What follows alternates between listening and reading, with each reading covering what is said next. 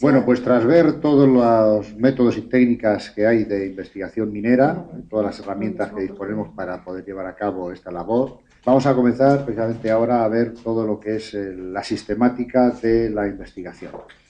Desde unas etapas preliminares, marcadas sobre todo por una valoración geológica del territorio que se va a investigar, hasta llegar a la culminación, que es la localización y evaluación de unos recursos que pueden ser reservas, que puedan ser explotables. Vamos a iniciar este tema con precisamente lo que sería el inicio de la investigación. Esas etapas preliminares, donde el peso principal y lo que vamos a intentar llegar a conseguir es una valoración geológica de un territorio que voy a investigar. Lo primero que tengo que hacer cuando se inicia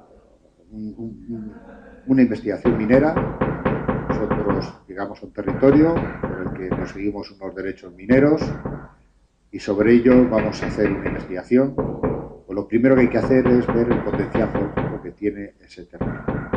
Evidentemente, lo más normal es que si yo elijo un territorio es porque tengo unas ideas de un tipo de yacimientos que en ese territorio puede haber. No es muy común, digamos, el desembarcar en un sitio a ver qué es lo que hay. No digo que en algún caso no se pueda hacer, pero lo normal es que hay unas ideas y se busca algo. Con lo cual, pues ese territorio que yo he conseguido legalizar para desarrollar mi labor de investigación minera va a tener una serie de, sé que tiene una serie de condicionantes geológicos favorables a la localización de unos yacimientos. Hoy en día el conocimiento de la metalogenia ha avanzado muchísimo. Podemos decir que desde los años 80 hoy en día pues, el avance en el conocimiento y los modelos de formación de yacimientos han mejorado mucho y gracias a ello pues se pueden establecer modelos geológicos con una cierta garantía, aunque siempre hay que tener en cuenta que es muy difícil en la naturaleza encontrar dos cosas exactamente iguales. Sí podemos encontrar las parecidas, pero iguales pues prácticamente imposible. Esto lleva a que siempre tenemos que tener una mente abierta a la hora de explorar un territorio y no obcecarnos con que en tal sitio es de esta manera, aquí tengo que buscar algo exactamente igual. No. Hay que buscar algo que se parezca a aquello que yo conozco, pero no tiene por qué ser exactamente lo mismo. Estos modelos metalogenéticos o metalogénicos han evolucionado sobre todo a raíz de desarrollo de tecnología científica impulsada principalmente en universidades y centros de investigación. Indudablemente este tipo de trabajos escapa en general a lo que es el trabajo de la empresa minera que busca un yacimiento. Pero es indudable que una buena relación entre universidad y empresa es vital para producir avances importantes que tengan consecuencias prácticas y que sirva para lo que es el desarrollo económico, en este caso de la minera. Podemos decir que esto es lo que ha ocurrido en la metalogenia, donde hay muchos centros de investigación por todo el mundo repartidos, que por H o por B han tenido relaciones con empresas mineras y ha habido un entente cordiale que ha llevado a un mutuo beneficio en el conocimiento por un lado, desarrollo científico por parte de la universidad y aplicaciones prácticas en el caso de la empresa. Bueno, los modelos son muchos, evidentemente, porque son muchos los yacimientos que hay y muchas las variables que hay dentro de cada uno de ellos, pero siempre hay una tendencia a establecer modelos generales y estos son precisamente los que yo tengo que utilizar a la hora de hacer una valoración del territorio donde yo voy a trabajar. Coger esos modelos globales, cuanto más simples mejor, y poder decir, por este territorio, este modelo podría darse. O en esta parte de este territorio, este modelo podría darse. ¿Cómo se puede dar este modelo? Ahora yo desde el punto de vista de la investigación sé qué herramientas, qué técnicas tengo que aplicar para intentar localizar ese tipo de yacimientos relacionados con ese modelo. Por ejemplo, en estas dos imágenes que se muestran en la diapositiva, pues son modelos bastante simplistas, pero que funcionan, sin lugar a duda, aplicándolo correctamente. Primero es la relación que hay de hidrotermalismo con las intrusiones magmáticas. Explosiones magmáticas tienen una zona profunda, que todos sabemos que son la roca ígnea, plutónica, clásica, y una respuesta, si llega a salir a la superficie, de material efusivo, que es el volcán. Hay aguas que vienen relacionadas con el magmatismo y aguas contenidas en las rocas del entorno y aguas que percolan desde la superficie. Todo esto se calienta y hay estudios perfectamente muy bien conocidos de cómo evoluciona el vertical esos fluidos, cómo son, composicionalmente, condiciones de presión, temperatura, tal, y qué relaciones tienen esas composiciones, esas temperaturas, esas presiones en relación con ciertos yacimientos de origen hidrotermal.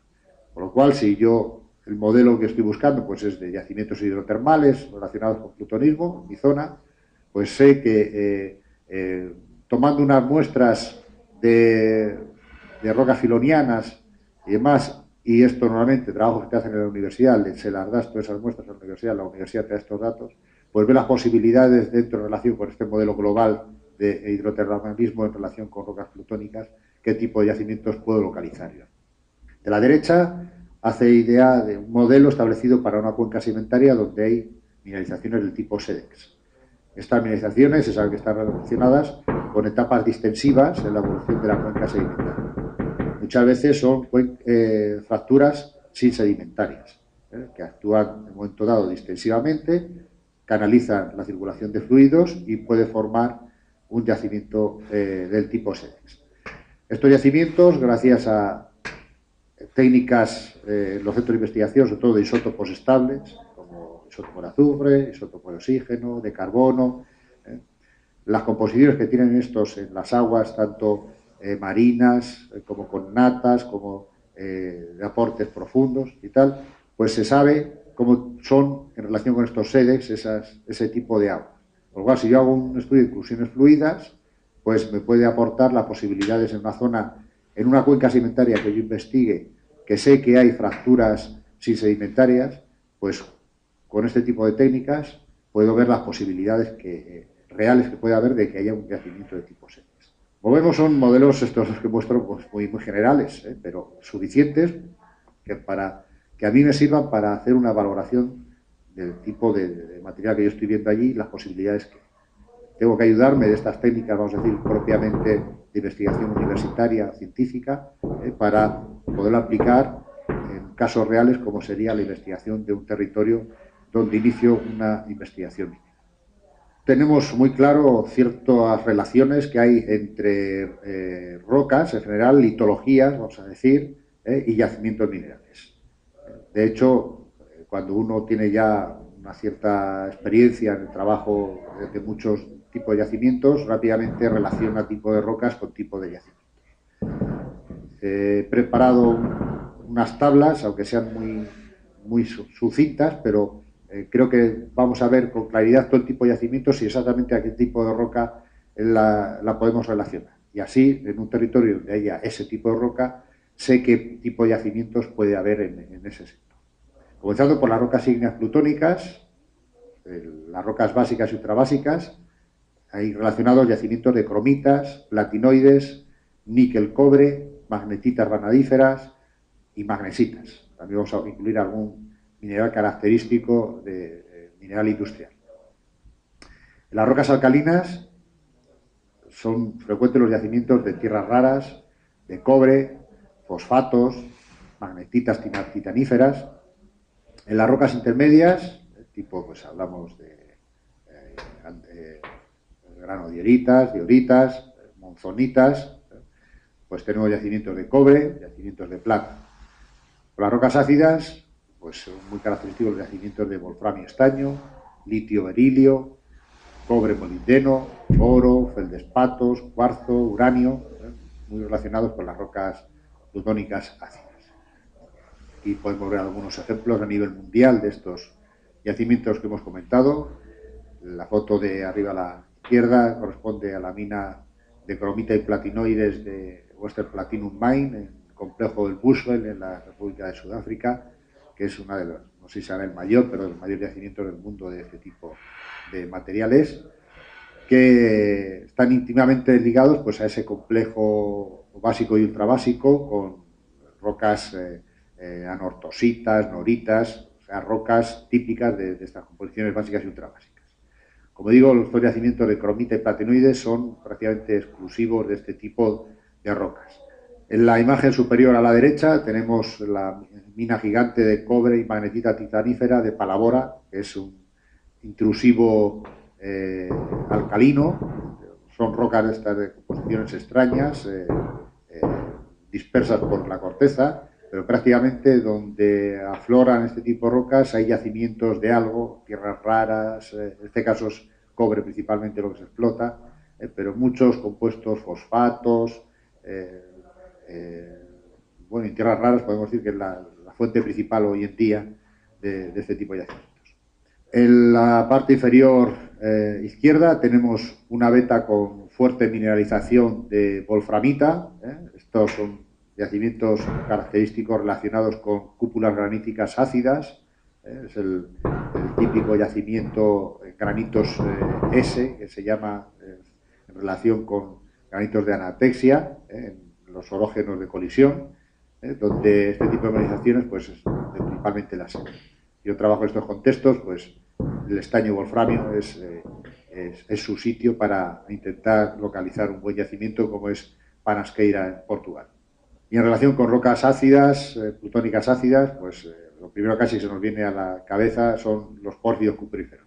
Es la imagen inferior a la derecha de la mina gigante de cobre de Chuquicamata, en Chile, donde digamos que es uno de los modelos clásicos de pórfidos, con dimensiones tremendas, grandísimas, ¿no? Pues estos son yacimientos claramente relacionados con unas litologías, unos contextos geológicos, y donde yo esté explorando, si será alguno de ellos, pues es lo que tengo que ir a buscar, y para ellos, pues para intentar localizar cada uno de estos tipos de yacimientos, pues conocemos mucha metodología, mucha manera de trabajar, ya veremos pues métodos geofísicos, geoquímica, respuesta, que puede tener para orientarnos si necesitamos trabajar en este tipo de depósitos.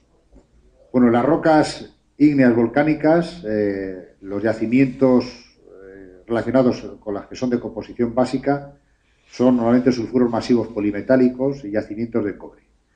Hay que decir que estos normalmente están relacionados con rocas básicas, volcánicas, pero de origen oceánico. Las rocas básicas en otros contextos pueden tener también mineralizaciones, evidentemente no hay que decir que no, pero estos son más propios de este tipo de material. En las rocas intermedias hay mucha relación de la plata y las vetas polimetálicas, plomo, zinc, cobre, plata, están muy relacionados con este tipo de andesitas, sobre todo, dacitas. Bueno, la dacita estaría ya a caballo entre roca ácida intermedia. Con las rocas ácidas, pues los característicos que tenemos son el oro, plata, sulfuros masivos polimetálicos, mercurio, selenio, teluro, yacimientos del tipo IOGC con hierro, cobre, oro, y yacimientos de manganeso. Son muy característicos con las rocas volcánicas ácidas. Aquí tenemos dos imágenes, una de un yacimiento de oro epitermal en el sureste de España, el yacimiento de Rodalquilar, jaspes y todo este tipo de rocas en relación con riolitas, y a la derecha, pues sulfuros masivos polimetálicos, el yacimiento de Río Tinto, también en España, en este caso en la parte suroeste, donde son masas gigantes de sulfuros polimetálicos, básicamente espirita, con otros sulfuros diseminados que son los que se explotan hoy en día. También relacionado con un vulcanismo ácido, en este caso submarino. En rocas sedimentarias, en las rocas detríticas, en los yacimientos que podemos relacionar, pues son los de cobre en red beds, el vanadio uranio de tipo roll, los de estaños en placeres, oro en placeres. En rocas carbonatadas, los que siempre se vienen casi a la cabeza nada más hablar de ellos, pues son los de zinc plomo del tipo Mississippi Valley. Hay también importantes yacimientos de fluorita, con estas rocas relacionados, de plata, plomo y zinc, de varita, de fosfatos, de antimonio, mercurio, arsénico, de manganeso, magnesita, dolomita, en cuanto que son rocas minerales por sí carbonatos. Y con las evaporitas, pues los yesos, sulfatos sódicos, potasa, sal, son principalmente minerales industriales, pero algunos de ellos de importancia industrial muy grande y que hay grandes explotaciones repartidas por el mundo y con un cierto valor industrial bastante importante. Vamos a ver una serie de ejemplos de estos tipos de yacimientos en rocas sedimentarias. Aquí tenemos en esta imagen un clásico yacimiento de cobre en red beds. El nombre de red beds viene por capas de color rojo, son areniscas y lutitas principalmente, donde la mineralización aparece diseminado en unos niveles determinados de areniscas. Estos yacimientos, pues otro sitio clásico donde se encuentran, pues por ejemplo la meseta del Colorado, y hay extendidos por ciertos lugares del mundo, son muy interesantes, sobre todo para cobre. Aquí vemos un ejemplo de yacimiento sedimentario en rocas carbonatadas, los de plomo zinc del tipo Mississippi Valley. En este caso es el ejemplo de la mina de Seprionka en Polonia, en Silesia, donde hay bastantes manifestaciones de este estilo. Otro sitio clásico es precisamente la zona de Arkansas, Free State, en Estados Unidos, de donde le viene el nombre de Mississippi Valley Type. Y indudablemente este tipo de yacimientos están muy extendidos por el mundo y sin duda alguna tiene que haber todavía yacimientos importantes por localizar de este tipo de rocas y de este tipo de sustancias. Aquí vemos un yacimiento de mercurio antimonio en rocas carbonatadas, es el ejemplo de la mina de Tarna, en el norte de España. Son normalmente cuerpos berchoides dentro de los carbonatos y la mineralización diseminada de antimonio, y vemos por aquí puntos rojos, correspondiente al color clásico del cinabrio, el mineral de mercurio. Una imagen de una mina de potasa, actualmente en explotación en el noreste de España, la mina de Suria. Son capas sedimentarias con potasas. Las potasas es un fertilizante básico en la industria agropecuaria. Son yacimientos, o que sean minerales industriales, probablemente de también bastante valor. Esto estaría relacionado pues con cuencas evaporíticas, ya que son sales precipitadas a partir de salmueras. Bueno, en relación con rocas metamórficas, los yacimientos en rocas metamórficas de bajo grado, los más comunes son los de hierro del tipo BIF, los Banded Iron Formation, muy extendidos sobre todo en los escudos arcaicos. Prácticamente todos los escudos arcaicos del planeta contienen este tipo de yacimientos, de Norteamérica, Sudáfrica, Brasil, Australia, donde están además las grandes minas de hierro del planeta, corresponden a este tipo de yacimientos. También hay yacimientos un tanto relacionados con estos, pero de manganeso. Hay vetas de plomo zinc, estas están muy extendidas en muchos contextos orogénicos de este bajo grado. Son vetas distribuidas muchas veces controladas por patrones estructurales.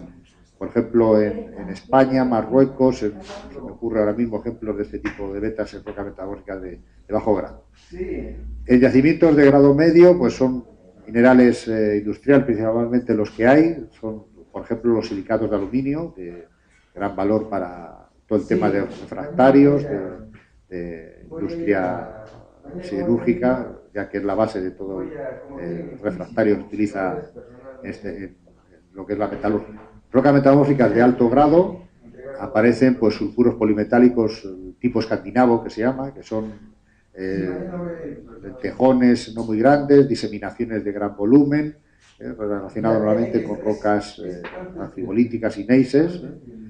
El hierro de tipo Kiruna, aunque hay algunos trabajos recientes que incluyen a Kiruna como otro ejemplo más de yacimiento de tipo IOGC, lo que pasa en este caso se encontraría en rocas metamórficas de alto grado, y son muy típicos los yacimientos de oro en shale bands desarrollados en estas rocas de alto grado metamórfico, neis principalmente, esquistos de alto grado. Por ejemplo, los de Canadá pues serían yacimientos de este estilo. Otras rocas metamórficas son los skarns, que se forman por metasomatismo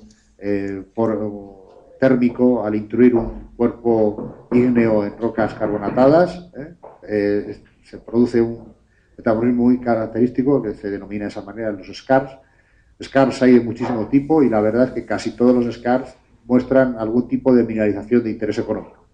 De hecho, casi podemos asociar que scar igual a yacimiento. de algo suele haber siempre, ¿no? Desde lo que son mineralizaciones metálicas importantes, como puede ser oro, cobre, arsénico, scars con wolframio, scars con hierro, a minerales industriales también de alto valor, como puede ser la wollastonita, que es un mineral característico de scars cálcicos. Tenemos ahí un par de imágenes para ilustrar yacimientos de este estilo. Aquí tenemos un ejemplo de la mineralización del yacimiento de Kristineberg en Suecia, del yacimiento de sulfuros polimetálicos encajados en anfibolitas y neises, la típica diseminación dentro de estas rocas metálicas de alto grado, y un scar de magnetita que se ha estado explotando en Cala, en España, hasta hace unos pocos años. Son yacimientos grandes en general, los scars.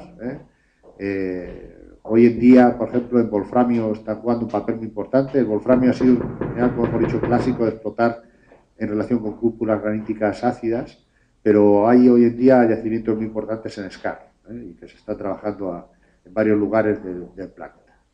Bueno, vista esta visión general del contexto geológico muy amplio, pero con el que podemos relacionar tipos de rocas y yacimientos, esto lo tenemos que tener siempre muy claro, muy en mente, para cuando yo tengo mi zona de investigación, viendo el tipo de materiales que tengo, pues saber qué tipo de yacimientos voy a poder buscar. Es inútil si yo tengo interés en localizar, por ejemplo, el wolframio que hemos hablado, y son rocas básicas todo lo que hay, pues va a ser un poco difícil que tengamos allí un yacimiento de wolframio. O sea, y que cada cosa tiene su lugar, y gracias al conocimiento que tenemos hoy en día podemos pensar bastante qué yacimiento puedo localizar en función del material geológico que tengo. Evidentemente, la otra pauta que tengo que tener no solo es ese conocimiento global, sino ahora el tener un conocimiento de la estructura geológica que hay allí. Esa estructura geológica, unido al tipo de yacimiento que puede haber por las litologías que yo tengo allí, me va a permitir hacer la jerarquización del territorio que estoy investigando. ¿Qué quiero decir con jerarquizar? Pues ni más ni menos que dar prioridades. O sea, evidentemente un área extensa no va a tener una geología uniforme, no solo desde el punto de vista litológico, sino también desde el punto de vista de estructura. Con ello, puedo tener en unos lados y en otros unos mismos tipos de rocas, pero con una estructura muy diferente en un lado y en otro, una que sea mucho más favorable para un contexto metalogénico dado que otro. Con lo cual yo tengo que hacer una jerarquización y priorizar sectores de ese territorio para realizar la investigación. Precisamente esto es, podemos decir, quizás lo básico que se pretende con estas etapas preliminares y con esta evaluación geológica del territorio. Llegar a esta jerarquización. La jerarquización no solo me va a permitir dar prioridades, o sea, voy a dar más importancia a este sector porque tengo una litología favorable y tengo un contexto geológico favorable, sino además también porque depende cómo sea esa litología y como depende cómo sea esa estructura, voy a tener que aplicar unas u otras técnicas de investigación minera. Es lógico, ¿no? Entonces, con este criterio, con este conocimiento del territorio que voy a obtener en esta primera etapa, voy a decir, pues voy a trabajar en este sector haciendo estas técnicas geofísicas, en este otro sector aplicando estas técnicas, estas otras técnicas geofísicas, voy a hacer una geoquímica global o de la mitad del territorio, incluso muchas veces pasar, estamos hablando de todo esto que he mencionado, evidentemente por el tono, se puede interpretar que son trabajos a escala estratégica. Pero muchas veces incluso puedo tener cosas tan evidentes que puedo pasar directamente a escalas tácticas. Por eso comentaba que aunque vamos a seguir esta pauta continua de trabajos, no tiene por qué ser rígido y yo puedo saltar etapas en base a que el conocimiento que tengo en la etapa precedente me permite hacer esos saltos. Bueno, es un paréntesis para decir. Pero lo importante con esta jerarquización del territorio es eso. O sea, zonarlo para saber qué tengo que hacer en cada sitio y qué puedo encontrar en cada sitio. Y evidentemente, pues voy a empezar por aquí, que parece que esto es mejor que esto otro. Para ello, los criterios que tengo que utilizar, pues ¿qué son? Pues las unidades geológicas favorables, que es todo lo que hemos visto en estas primeras diapositivas del capítulo, los contextos geológicos que hemos comentado. Por ejemplo, cúpulas graníticas, pues un contexto muy favorable, zonas de cizallas regionales, fracturas limitando cuencas sedimentarias, pues todo esto son lo que tengo que valorar y dar prioridades. Y las evidencias de ocurrencias minerales. Previamente comentamos cuando hablábamos de los métodos de exploración, en las técnicas de geología aplicada, el estudio de ocurrencias minerales. Esto es vital, sobre todo en estos primeros estadios de investigación, porque son manifestaciones reales de lo que hay allí, ¿no? Con lo cual, conocerlas bien es muy importante. Como decíamos en aquel capítulo, esta es una información muchas veces que nos encontramos ya hecha. Afortunadamente, el conocimiento de infraestructura geológica en muchos países está muy avanzado y una de las cosas típicas que se incluyen en ese conocimiento pues son las ocurrencias minerales. Bueno, tenerlas bien posicionadas, dónde están, cómo son, qué las caracteriza, pues es un libro abierto de lo que yo puedo encontrar allí. Normalmente estas ocurrencias lo que son manifestaciones pequeñas, pero lo que yo voy a intentar buscar precisamente es algo que pueda haber semejante a eso, pero grande, que es el yacimiento que yo pretenderé encontrar. Bueno, visto estas tres cosas a tener en cuenta, sobre unos planos geológicos que en esta escala estratégica es lo normal, en estas etapas preliminares, escala 1,50.000, podemos intentar ver esto que he hablado de lo que sería jerarquizar. Vamos a suponer que tenemos este ejemplo, que ese mapa es una zona de investigación.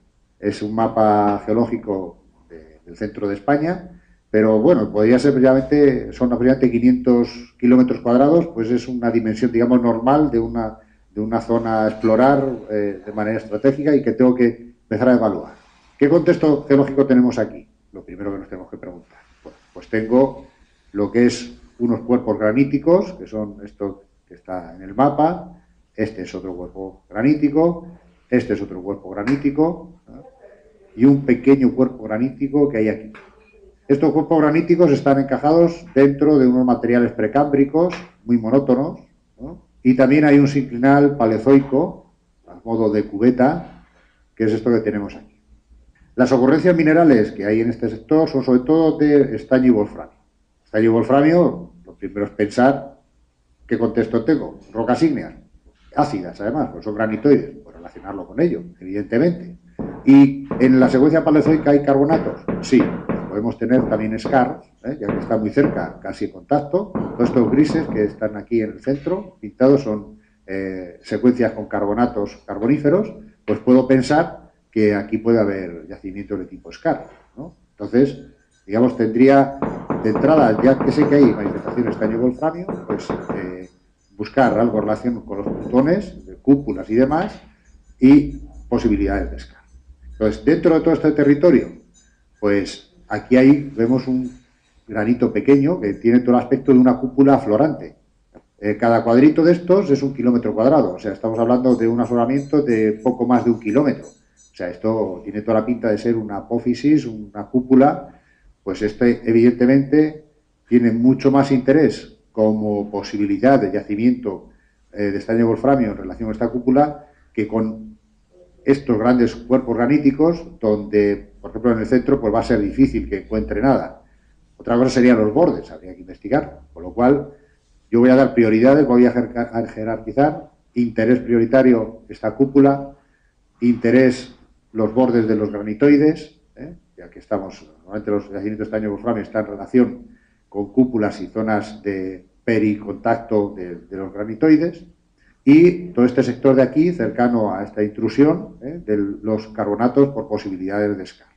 Entonces, en este caso, hay más territorio, pero mis intereses ahora mismo prioritarios, vamos a decir, pues sería el estudio de la cúpula esta, bordes de granitoides y zonas de scar aquí.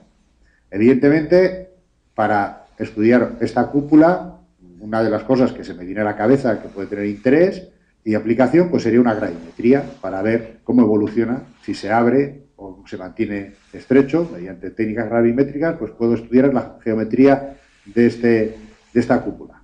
Los yacimientos de scar, pues habría que ver las posibilidades de que haya magnetita, pues aplicaría, por ejemplo, para su estudio, métodos electromagnéticos, ¿no? Para todo este tipo de yacimientos perigraníticos, que son vetas, dispersas, tal, pues, bueno, aparte de toda la investigación geológica que evidentemente hay que hacer de detalle, pues habría que plantearse la posibilidad de algún método electromagnético intentando ver qué respuestas puede haber.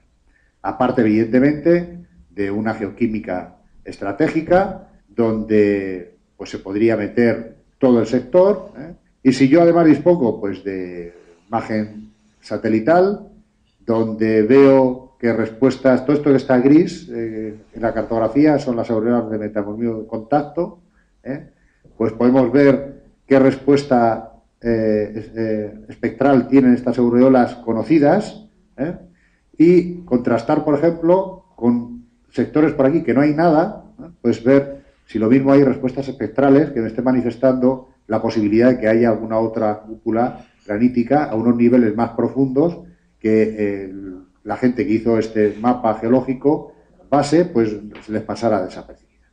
Entonces, por ejemplo, hemos visto, pues hemos jerarquizado el territorio, una cosa global de geoquímica, espectral también global, comparando con lo que conocemos, y ya cosas más de detalle para la cúpula, scars y yacimientos periplutónicos, perdón. Es como hay que plantearse esto. Evidentemente, esto es unos minutos aquí sobre el mapa, Esto, evidentemente, hay que razonarlo, hay que ir al campo, ver las cosas, apoyarlo, incluso chequear métodos para ver cómo van antes de aplicar la gran escala de la investigación. No es cuestión de unos minutos como estamos echando aquí, es cuestión de más tiempo, pero un poco lo que quiero que se vea es la manera y cómo aplicar los criterios de selección a la hora de seleccionar y categorizar las áreas, de jerarquizar áreas dentro de una zona de investigación. Otro ejemplo, este caso sería en cuencas sedimentarias. Esto es del norte de España, en la costa cantábrica. Esta es una zona de una cuenca sedimentaria predominantemente carbonatada y donde hay evidencias geológicas de accidentes que controlan la distribución de materiales de la cuenca. Así, por ejemplo, toda esta alineación que vemos, en muchos casos con grandes fallas pintadas. La escala de trabajo es la misma de antes para estar pintados. Cada cuadrito de estos es un kilómetro cuadrado. Esto que está en blanco es el mar. El resto de zona pues son verdes, principalmente son materiales de edad cretácica.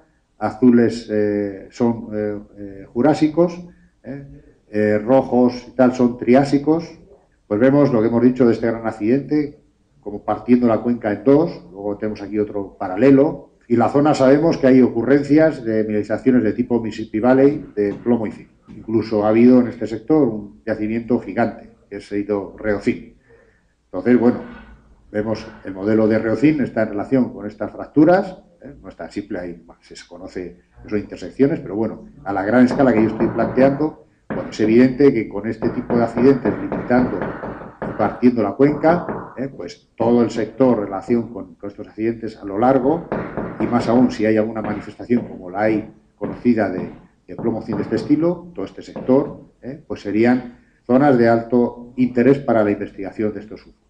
Tengo que pensar qué herramientas son las apropiadas para trabajarlos. La geofísica, pues, por ejemplo, iría muy bien una polarización inducida.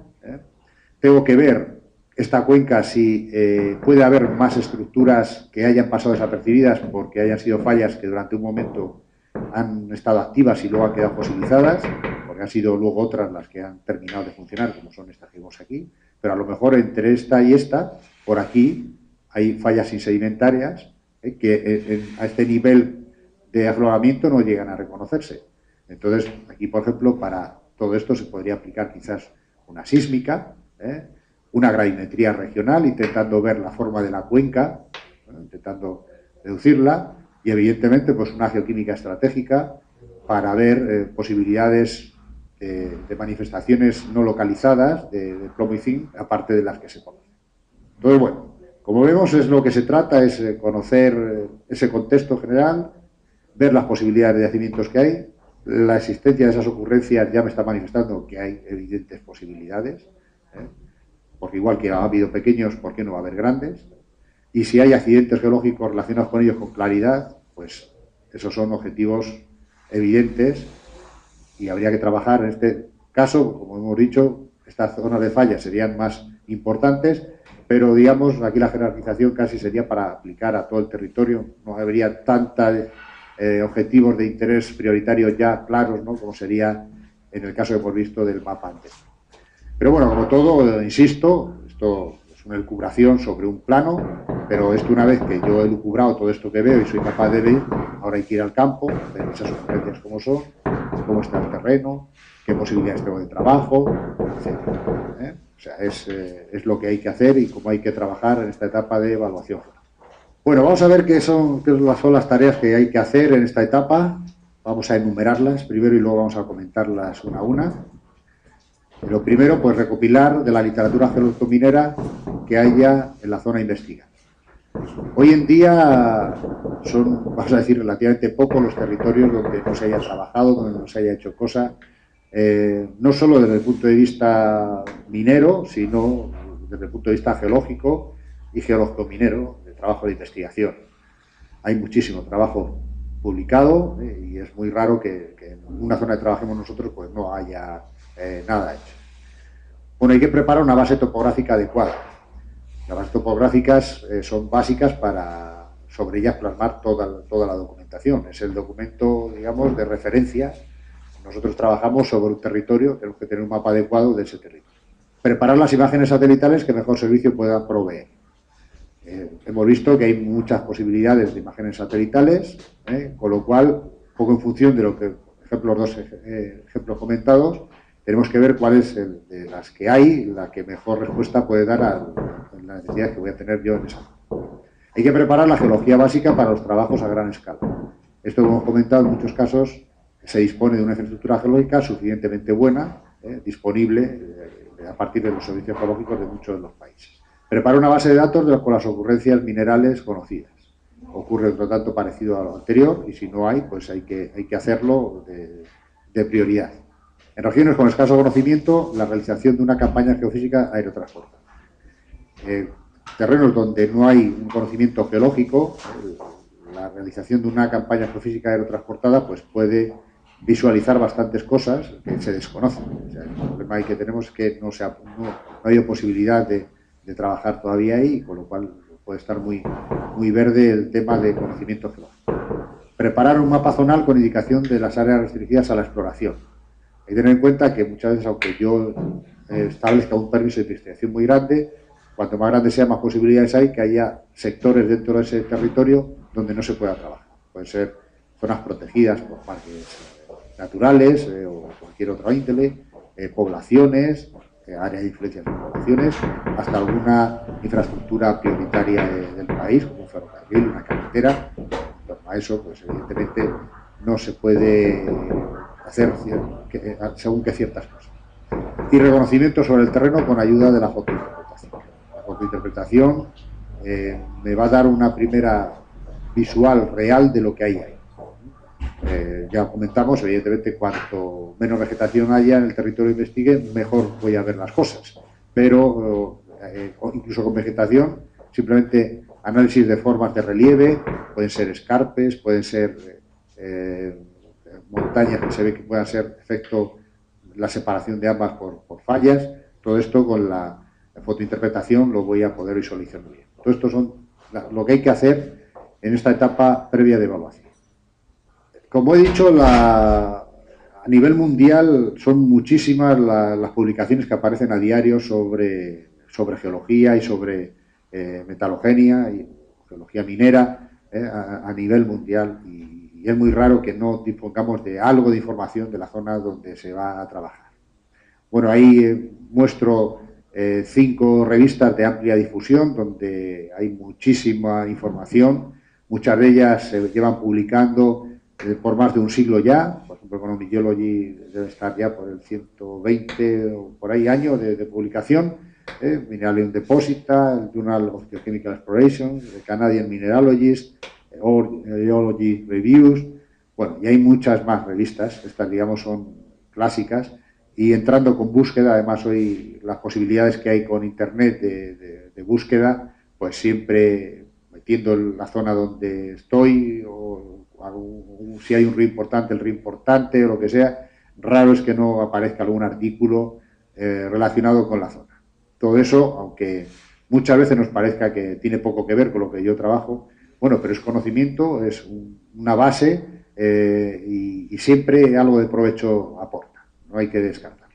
Bueno, evidentemente, aparte de las revistas de difusión científica internacional que hay, los servicios geológicos de los países donde se trabaje, ellos van a disponer con seguridad no solo de esa infraestructura geológica que hemos hablado, sino de muchos documentos, de informes tal sobre las zonas donde trabajemos.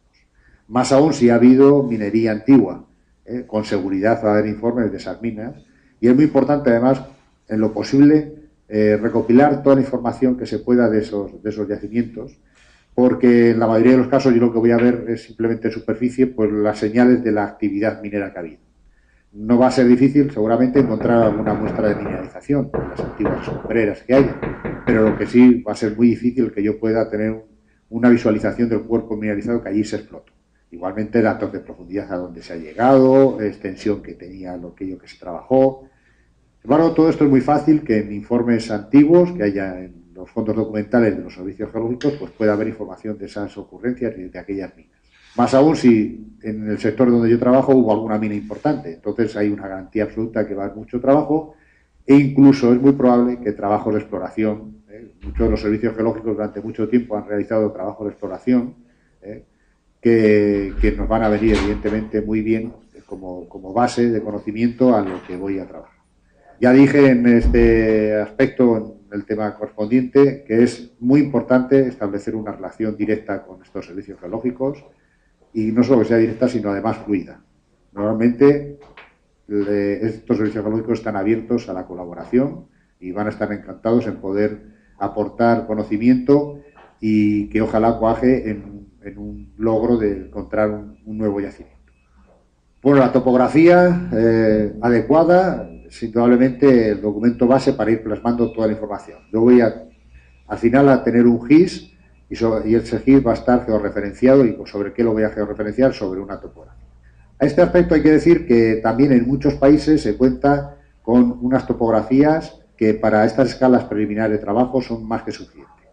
La escala 1.50.000 está muy extendida a nivel mundial, con topografías de alta calidad, incluso en muchos países del mundo se dispone ya a 1.25.000.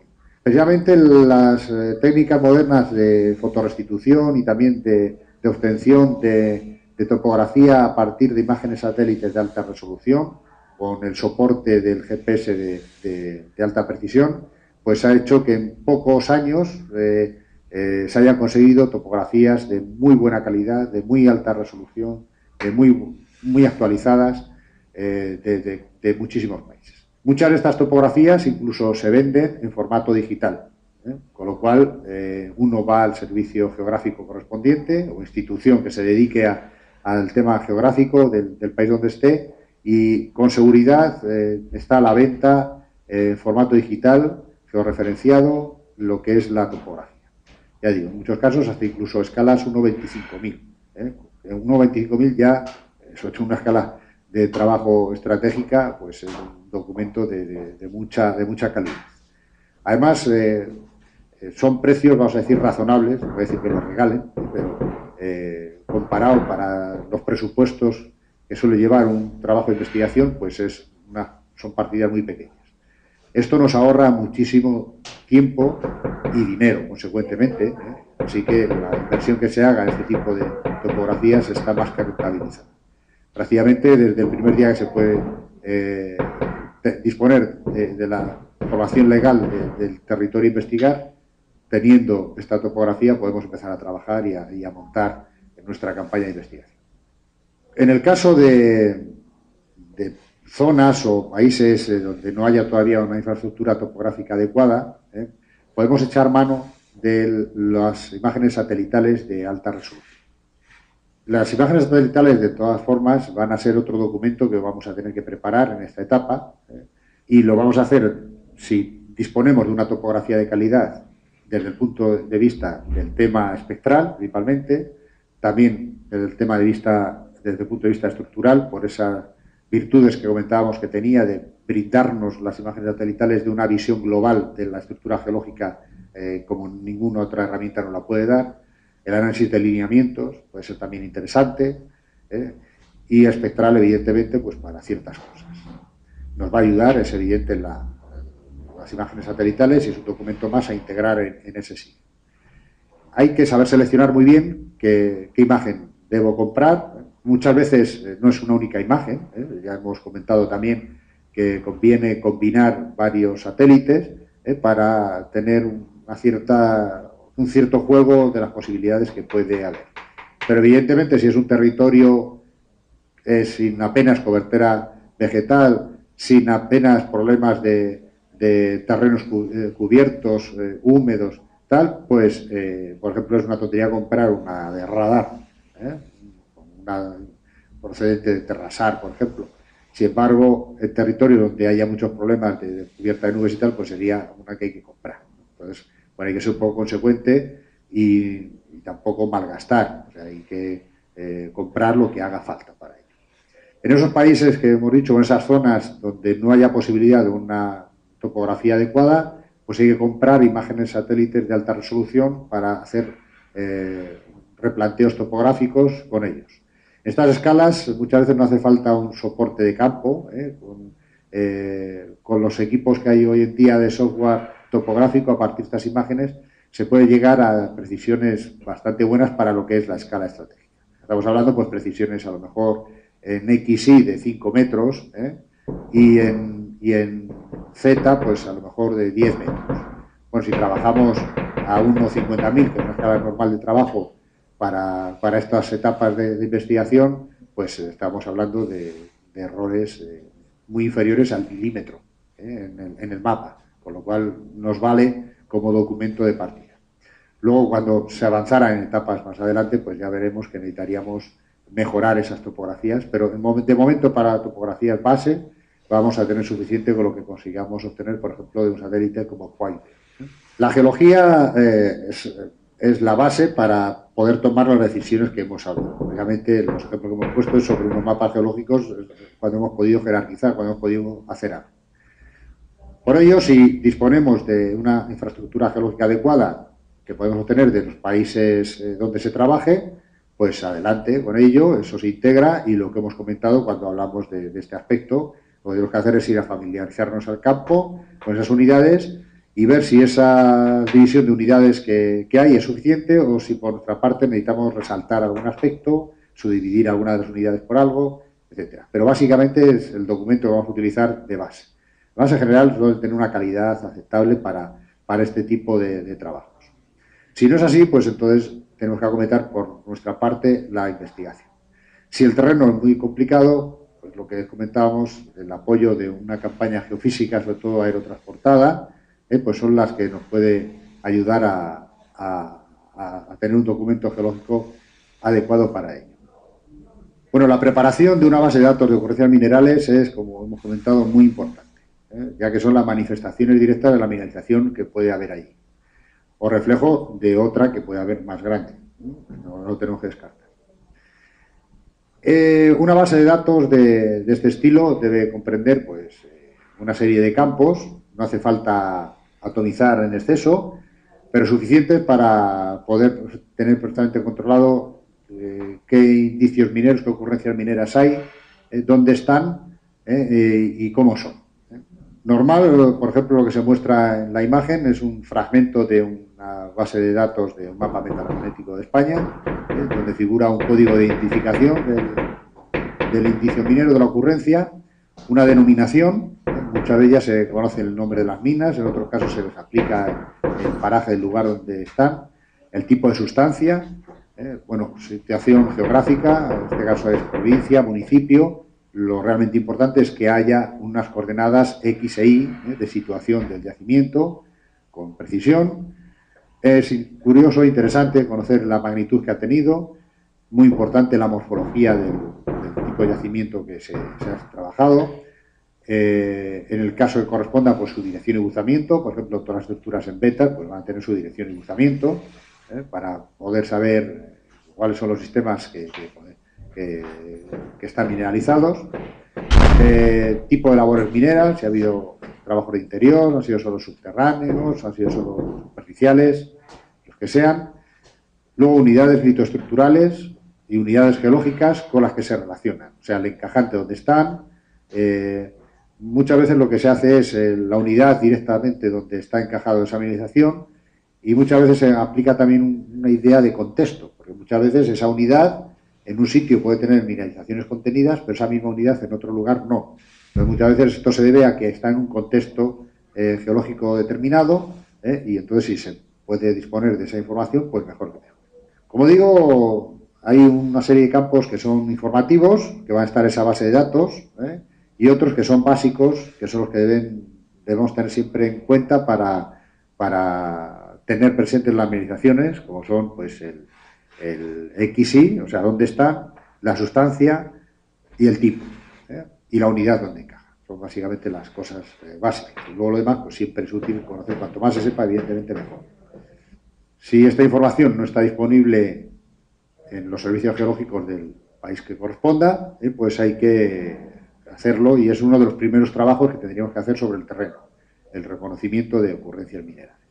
Evidentemente, aunque se tenga conocimiento por la infraestructura, hay que ir a conocerlas también al campo para ver exactamente cómo es lo que nos podemos encontrar. Bueno, la campaña de geofísica aerotransportada es realmente útil cuando las regiones son remotas y hay muy poca infraestructura geológica, o poca o muchas veces ninguna. Entonces, hay que hacer una primera aproximación, y esto se hace de una manera relativamente sencilla con el vuelo aerotransportado, ya que no tiene problemas de accesibilidad, lo hacemos desde el aire, y es relativamente rápido a la hora de obtener la información que me pueda aportar para tener una idea de qué puede haber ahí.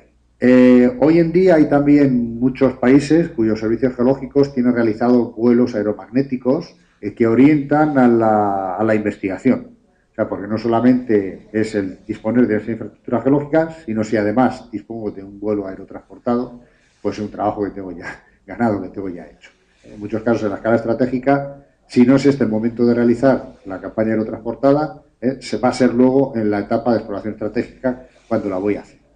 Porque, evidentemente, abre muchos ojos este tipo de campañas geofísicas estratégicas, y además, gracias a la tecnología moderna que hay, digamos, tienen un precio razonable.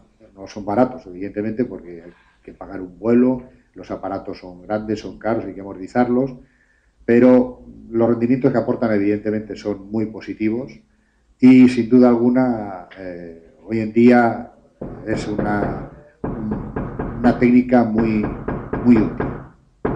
En el caso de disponerla de los países que la tengan, pues se hace uno con ella, aunque es muy normal que no esté extendida por todo el territorio. Y otra cosa que también es muy normal es que no en todo el territorio esté hecha con la misma resolución o con la misma escala. Entonces ocurre que hay muchos saltos de información de un mapa a otro, porque en uno se ha hecho con una resolución, una calidad mejor a lo mejor que otro, y entonces ocurre muchas veces que estructuras que se reconocen, por ejemplo, aeromagnéticas, en la hoja de al lado no se continúan. Muchas veces el problema es simplemente de resolución, de calidad. No tiene por qué ser que esté mal en un lado o en otro, sino simplemente es cuestión de eso, que por desgracia ocurre bastante a menudo. El mapa zonal con indicación de las áreas restringidas, pues es fundamental para saber qué sitios yo no voy a poder hacer según qué técnicas. Evidentemente, en las etapas preliminares no hay que descartar el trabajo en ninguna de estas zonas, aunque sepa que yo allí no voy a poder explotar un yacimiento que pudiera haber, pero la información geológica que pueda haber allí, por supuesto, va a ser útil para la interpretación global de toda la zona. Igualmente, la posibilidad de tomar muestras, por ejemplo, de exploración geoquímica, no hay que descartarla. Que sé que de sobra, si allí voy a encontrar una anomalía, no voy a poder trabajar, por supuesto. Pero la información geoquímica que voy a tener de ese sector también me vale para poder interpretar el global de la campaña. Con lo cual, ese tipo de prácticas de exploración que no tienen ninguna incidencia sobre el medio ambiente en esas zonas restringidas medioambientalmente, por supuesto que se pueden realizar, y conviene realizarlas para tener la información global de toda la zona. Otra cosa, evidentemente, es que allí pues, es una zona que voy a descartar. En cuanto haga una jerarquización, pues es una zona, digamos, donde no voy a tener un interés porque no voy a poder acceder a ella, ¿no? Hay que tener en cuenta pues también otras como poblaciones, vías lineales, embalses, presas, todo ese tipo de zonas, pues son zonas restringidas porque no tengo acceso. Bueno, evidentemente, para poder culminar la selección de zonas y jerarquizar convenientemente, el terreno hay que pisarlo. Hablamos en los métodos de exploración que empezábamos desde el aire, íbamos al suelo y pasábamos al subsuelo. La etapa de evaluación termina cuando yo he pisado aquello. Sin pisar aquello es un riesgo grande, evidentemente, el intentar hacer unas estimaciones, hacer una jerarquización del territorio. Viendo precisamente lo que hemos visto en esos ejemplos, cómo es jerarquizado, lo suyo es después ir al terreno a ver qué es lo que hay, qué posibilidades reales hay de que haya algo, si la técnica que puedo aplicar yo allí de verdad va a poder funcionar, etc. Más esos recorridos deben hacerse, además hemos comentado también para la familiarización con las unidades geológicas, y dado que nosotros somos mineros, que estamos haciendo investigación minera, nos tenemos que ir fijando en muchos otros aspectos que seguramente esas cartografías que se han realizado no han tenido en cuenta, como por ejemplo todo el tema de fracturación, con posibilidades de indicios de mineralización, zonas oxidadas, que en muchos casos pues el geólogo que ha estado simplemente haciendo un mapa geológico, su preocupación era tipo de unidades y cómo era la estructura, estos aspectos tan puntuales pues no les ha prestado mucha atención. Por ejemplo, no es raro encontrar a lo mejor zonas gosanizadas, como se ve en la imagen de la derecha, o vetas, evidentemente, que muestran señales de haber contenido algo en mineralización, como es la imagen de la izquierda, donde hay una caja de beta importante donde tenemos una caja de beta importante con una zona central completamente rellena de óxidos de hierro y aparentemente alguna tinción de cobre. Este tipo de cosas es muy normal que a un geólogo dedicado a realizar esa hoja geológica, a cada uno 50.000, pues este tipo de cosas no le haya llamado mucho la atención. O lo más que va a hacer es mencionar que hay algunas fracturas que contienen óxidos. No suele ser mucho más. Yo de aquí, al ver este tipo de estructura, lo primero que tengo que hacer es, bueno, anotar todo lo que puedo, como dirección, inclinación, espesor, evidentemente dónde está, y muchas veces con el apoyo del fotograma aéreo, que es con lo que se suele ir al campo en estas etapas de evaluación, pues lo que vamos a hacer también es anotar dónde está y ver su posible prolongación en esa fotoimagen para ver si tiene continuidad o no. Y lo suyo, pues ya de aquí, es llevarnos algunas muestras para analizarlas, a ver qué manifestaciones de mineralización dan, que con seguridad esta, por ejemplo, lo iba a dar. Este tipo de gosans también se da, muchas veces los encontramos en afloramientos y pues hay que ver también a qué se deben. Bueno, la presencia de óxidos de hierro y de manganeso en estos gosans es normal, pero si, por ejemplo, han tenido metalizaciones, en afloramiento es muy difícil verlas. Tomando una muestra de aquí y analizándola, pues con seguridad me va a decir si hay unos ppm notables de a lo mejor plomo, zinc, que de otra forma pues no lo sabía. Todo esto con la fotointerpretación hay que intentar continuar las estructuras y ver su potencial, porque a la hora de planificar seguramente, pues por ejemplo, una campaña de geoquímica de aluviones, pues son zonas que voy a estar yo pendiente de la geoquímica a ver qué dan, pero vamos, de inmediato, ¿no? Para ver si la geoquímica manifiesta contenidos metálicos y además extensión, no solamente lo que veo ya ahí aflorando, sino que pueda haber algo más. Entonces son zonas, estas cosas hay que ir al campo y es en estos primeros recorridos preliminares de conocimiento del territorio cuando se hace y se puede ver. Los muestreos, evidentemente, hay que marcar bien el punto sobre la foto, es lo que se hace normalmente. Hoy en día con el GPS tomamos las coordenadas del lugar, la muestra, un poco se describe, y hay también que coger muestras no solo en este sentido de ver posibilidades de mineralización, sino también muchas veces con sentido de ver si hay posibilidades de alteraciones en las rocas relacionadas con mineralizaciones. Por ejemplo, en el caso de porcios cupríferos, yo en muchos sitios voy a ver rocas ígneas en ese territorio y hay que ver si esas rocas tienen las alteraciones características de los porfios cupríferos. Hay minerales que a simple vista ya me pueden invitar a dar idea, como por ejemplo la presencia de clorita, pero hay otros minerales, por ejemplo, si está sericitizada o no la roca, pues prácticamente si no se hace una lámina delgada, pues es muy difícil, ¿no? Bueno, hay que muestrear con todos estos sentidos, evidentemente en función de lo que yo puedo encontrar allí y pretendo o tengo idea de encontrar, pues esas ideas es lo que se trata de ir muestreando. Y en esta etapa preliminar, pues no es de extrañar disponer ya de una colección de datos analíticos, de datos petrográficos, petrológicos, importante antes de acometer lo que es propiamente una campaña de exploración sistemática estratégica. O sea, podemos tener ya algún centenar de datos de esto que evidentemente van a poner luz a la hora de elegir sectores, de jerarquizar y también de planificar las campañas y tener esperanzas de resultados de esas campañas en muchas ocasiones, a ver estar pendiente, a ver qué da, realmente pica la emoción con ello. Y bueno, pues, ¿cuál es el objetivo final de esta etapa preliminar de valoración geológica? Pues planificar las campañas o campañas de exploración estratégica que vamos a realizar a partir de aquí. Esto lo sacamos, pues, precisamente obteniendo la jerarquización y distribuyendo, planteando las tareas que hemos comentado que se deben hacer adecuadas en función de lo que hay en mi zona de investigación. En ese diagrama de flujo un poco lo que hemos intentado reflejar es esto. O sea, en esta etapa preliminar voy a tener muchas cosas, cosas como independientes, que aparentemente tienen poco que ver, pero que la suma de todo ello realmente va a ser el que me va a dar la idea de qué voy a tener que hacer en la campaña de exploración estratégica.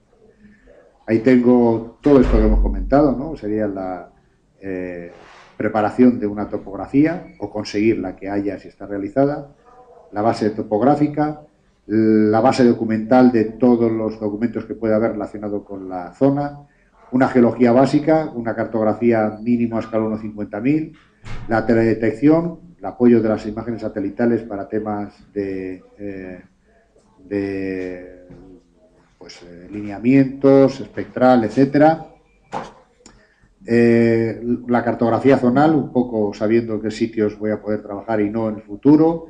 Eso serán, evidentemente, una vez obtenida la información que me pueda aportar, las primeras zonas a desechar a la hora de ir reduciendo el territorio. Reconocimiento de indicios mineros y, si corresponde, pues la realización de una geofísica aerotransportada, sobre todo en territorios donde tenga carencia de conocimiento geológico.